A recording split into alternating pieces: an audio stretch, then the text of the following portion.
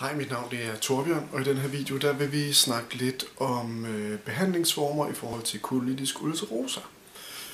Som grundprincip så har vi den medicinske behandling, der kan bestå af piller, skum eller injektioner. Det uddyber vi lige om 2 sekunder. Derudover så har vi den alternative behandling, som typisk enten består af kostomlægning eller en form for alternativ medicin eller en form for kropslig behandling. Og til sidst så har vi så operation. Så det er det, vi vil snakke om i dag. Som sagt, så har vi først medicinske behandling, det vil jeg gennemgå først. Den klassiske metode, i hvert fald for 2-3 år siden, da jeg selv var på medicin, det var piller. Og det kunne være for eksempel azatropin, Emoral, en form for semi-radioaktive tabletter, som gik ind og påvirkede immunforsvaret og den slags ting, og prøvede at behandle tarmen på den måde. Derudover så findes der forskellige typer skum, som sagt, som man sprøjter op i anus og ind i tarmen den vej, og de virker mere lokalt, og derfor så er det typisk, så vidt jeg forstår, det man starter ud med nu. Og så den sidste, det er de intravenøse, altså dem man giver i enten IV, kanyle eller pen, de biologiske, som Remicade, Imoral, Humira, og også Ciponi, og hvad de nu hedder alle sammen. Og de virker som sagt biologisk i stedet for.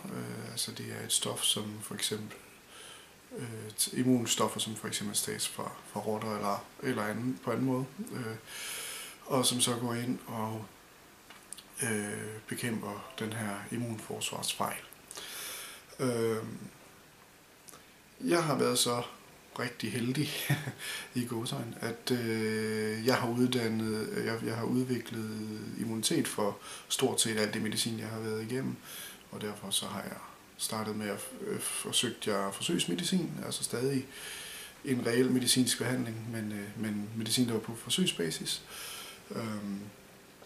for at finde noget, der hjalp. Det hjalp desværre ikke. Derfor så begyndte jeg så at kigge i det alternative. Og der er rigtig, rigtig mange forskellige alternative forslag til, hvad der kan virke på den her sygdom. Jeg har prøvet en håndfuld af dem, jeg har på ingen måde prøvet alt, men jeg har prøvet en håndfuld. Der er for eksempel akupunktur, og der er kurbadsløsninger, der er kostomlægninger og sådan noget. Jeg vil sige, det jeg personligt har haft størst gavn af, det har været kostomlægningerne. Og specielt den, der hedder Low FODMAP. Det er absolut det, der har virket bedst for mig. Low FODMAP, der sorterer man en række sukkerarter fra sin kost, og lever ellers helt normalt ud over det. Og lige når man starter på det, er det en kæmpe omvæltning, fordi man starter med at sortere rigtig, rigtig mange fødevarer fra. Det, der er det gode ved Low FODMAP, det er, at man så selv prøver at trappe de her fødevarer ind igen, så man kan finde ud af, hvad for nogle ting man kan tåle, hvad for nogle man ikke kan tåle, og i hvilket mængder man kan tåle dem. Og det vil sige, altså før jeg blev opereret, opnåede faktisk at leve næsten normalt. Jeg måtte fravælge laktose. Heldigvis er der mange laktosefrie produkter, der kommer frem nu her, så det var ikke så slemt. Derudover var der en del frugter, jeg ikke kunne spise. Der var nogle andre små ting, men igen så var det noget, man kunne håndtere. Det var sådan, jeg kunne faktisk gå ud og spise til sidst, uden sådan at skulle frygte for, at jeg ikke kunne få noget. Jeg vil sige, det sværeste det er i forhold til brød i virkeligheden, fordi langt de fleste kan kun tåle speltmel, når man er på den her kur. De andre typer mel, de vil typisk volde problemer, i hvert fald hvis man spiser dem i et større omfang. Spelt kan fungere både til et rugbrødslignende brød og til et franskbrødslignende brød og sådan noget. Og hvis man selv kan bage, er det ikke noget problem overhovedet, så kan man lave rigtig mange spændende ting stadigvæk. Ja. Men som jeg har sagt før, så endte jeg ud med at være immun over for medicinen, og det her alternativer, de var simpelthen ikke nok for mig, og derfor så endte det ud med, at jeg skulle opereres. Jeg skulle have det, der hed en pouch, og en J-pouch, for at være præcis. Og det er, man fjerner simpelthen tyktarmen, fordi det er tyktarmen, der er syg, når man har colitisk ulcerosa. Så når man fjerner tyktarmen, så er der simpelthen ikke et sted, hvor immunforsvaret kan angribe en, og derfor får man ikke betændelser. Så det er den korte beskrivelse. Det man så gør i stedet for, det er, at man tager det nederste stykke af tyndtarmen, og det syr man så, det folder man, så det ligger i sådan en S-form nærmest, og så syr man det sammen, og så åbner man den indeni, så man får det, der hedder en pouch, altså et reservoir, og den sætter man så på endetarmen igen. Og så kan den her pouch fungere som tyktarmen, fordi det der er sådan grundmekanikken i tyktarmen, det er egentlig, at den klemmer vand ud af afføring, og det er sådan set det, og derudover så er det en beholder. Der sker et lille optag af forskellige stoffer og sådan nogle ting, men meget, meget minimalt i forhold til, hvad der sker i resten. Dermed ikke sagt, at tyktarmen er uden betydning. Det er den. Det er ikke sådan, at man det er problemfrit at få en pouch. Der er nogle andre ting. Man vil stadig være hyppig afføring og sådan noget. Og, ja. Det laves af 3 operationer. Først så laver man en stomi, som bliver anlagt. I anden operation, der laver man så selve pouchen, og i den tredje, der tager man så stomien ind i maven igen, og sætter den sammen med pouchen, så det virker normalt.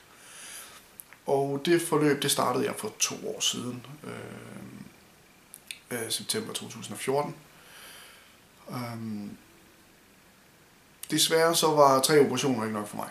Den første operation, den gik fejlfrit, og allerede der havde jeg det markant bedre i forhold til, hvad jeg var, da jeg gik og var syg, fordi tyktarmen nu faktisk var ude, og jeg havde stomien, og den kørte sådan rimelig fornuftigt i starten. Operation nummer 2. Selve operationen gik egentlig også godt.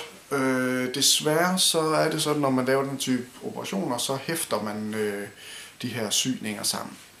Og der var en af de her sammenhæftninger, som sprang op for mig. Hvilket vil sige, at jeg fik betændelse på ydersiden af tyndtarmen nede ved pouchområdet. Og jeg blev meget, meget syg, hvilket betød, at de var nødt til at operere igen. Og derefter så har jeg så haft yderligere 7 operationer og forsøgt en tilbagelægning, som desværre fejlede på grund af den her defekt, som opstod i operation nummer 2. Jeg har fået flyttet min stomi flere gange, og det har ikke været særlig sjovt.